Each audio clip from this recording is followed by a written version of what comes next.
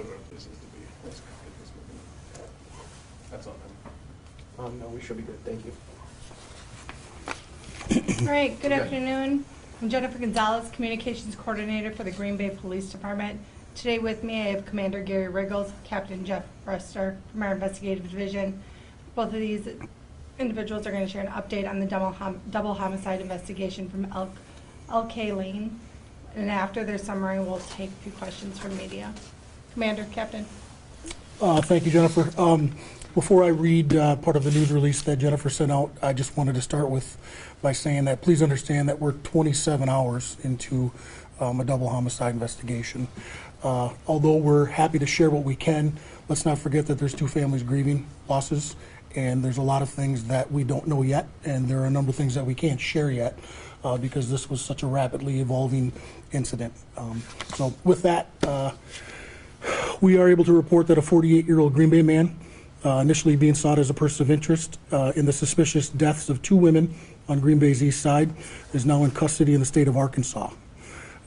He is upgraded from a person of interest to a suspect in this investigation. The suspect is believed to be known by at least one of the victims. It was arrested Sunday just before 3 p.m. in the state of Arkansas with the assistance of local authorities and Arkansas State Police. The identification of the suspect will be forthcoming. The deceased victims will not be identified yet. We're still working on notifying next of kin and working with their families. This investigation is ongoing. Unfortunately, there's no other detailed information I can provide, but I'm happy to answer a couple questions for you at this point. Ken, what led you to what are the circumstances of the arrest in Arkansas? Was it a vehicle plate number? How did authorities find this individual? There was information provided initially on the scene, whereas some of the leads were able to move faster on than others. When it comes to the scene, it's slow and methodical. Some information gathered at the scene early on led us to believe that someone had left the state, and we began looking into the location of that person. Yeah, because you caught him 4 hours after starting the investigation, because the call came in at 11:15. That's pretty quick. We've got a really skilled, both professional and sworn staff. They took the time they needed to take when it came to the scene. We're still working the scene to this hour, but when it came to information on that, we moved very fast and worked very well with departments throughout the country, and this is just one example of one of those that paid off. And so you already sent investigators down there to talk to them? I covered a lot of these. That just seems unusual. Usually that person is brought right back here and then interviewed here, but you actually sent members down there. Yes, when someone's out of state, there is a extradition process that would have to happen under the assumption that there's going to be an arrest. This one we felt very confident that that was going to happen. We've worked closely with the district attorney's office from the beginning of this investigation. In this case, we sent detectives down immediately yesterday afternoon to get them going that direction. This is a very serious crime. This is a heinous crime, and it's our job to give it our all, and that's what we did. You say heinous. Why heinous? Well, anytime, just murder in and of itself, suspicious death in and of itself. We feel that way about all of them. You could have heinous criminal damage to properties. It's just unnecessary, and we take things like this very serious. What can you tell us about the crime scene, anything of that nature? I know that you're not identifying the victims. We know that the families are grieving, but is there a relationship there between, can you release any of that, a 58-year-old woman and a 53-year-old woman? As far as I know about the victims, I know that they were friends. They were known to each other. The suspect in this case was known to at least one, if not both. We're still looking at confirming that, so anything more than that would be speculation. Do you know if the suspect lived there? We believe that the suspect had spent time there before. Not necessarily a permanent residence, but again, when someone is out of state and we're still looking to get information back from our investigators we sent there, we still have a lot of moving parts. Can you talk about how unusual a double homicide is for the city of Green Bay and Brown County? It is unusual. I can only think of one or two over my career at this point. We have, like I said, a very skilled professional and sworn staff here and detective division that has been tasked with investigating a handful of these over the years. Fortunately, Green Bay is not an area where this is an everyday, a weekly, a monthly occurrence. With that being said, they're very good, they're very dedicated, and that, if anything else, just upped the seriousness of this incident. Are you able to tell us how these friends died? I'm not. We're working with the medical examiner's office and hope to be able to report that as soon as we can.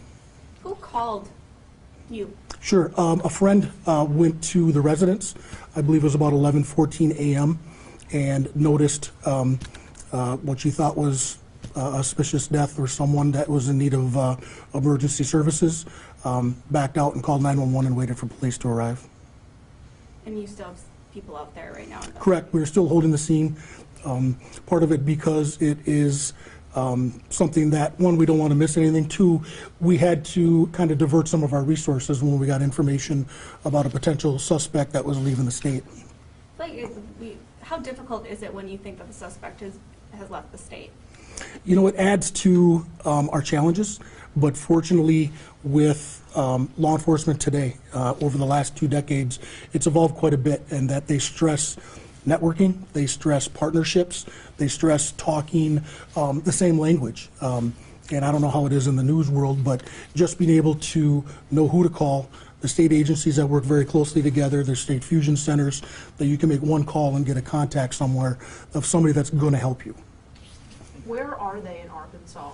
Can you get that information? I don't have the specific location down there. I just know that one of the local sheriff's office, with assistance of the Arkansas State Police, but we hope to provide that because we want to thank them quite a bit when we have all that. It'll just take some time for us to get all the reports to find out who was involved. Did they locate the suspect, or was it a traffic stop? What was the actual interaction for the It was a traffic stop that I'm told. I don't have that report or any video that, if there is any available. I'm told it was a traffic stop that went down without incident. Gotcha. I mean, was it an ATL? How did they know that this vehicle was it a warrant? What came back to Sure, I understand the question very much. At this point, I can't get into that type of specifics for the integrity investigation and any investigative techniques. I'm sure you understand. So he's being considered, he's called a suspect, so charges will likely be following? That's our plan. We are working as of this hour still with the district attorney's office to get all paperwork filed necessary to hopefully get to that point here in the next day or two. And I was on the scene yesterday, and the police said they were waiting for a search warrant. What did you need the warrant for, and what did you find? Sure, good question.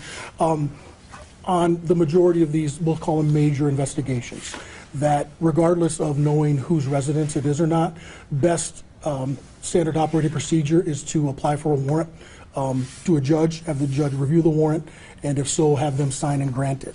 It just makes for better procedures to follow. It allows us to collect the evidence that we need without any loss of losing it. Make sure we're doing the right thing as well. Does the suspect have any priors? Priors for? Other crimes or other convictions or other? I don't have the full criminal history in front of me at this point. I don't know of any other serious or major crimes at this point.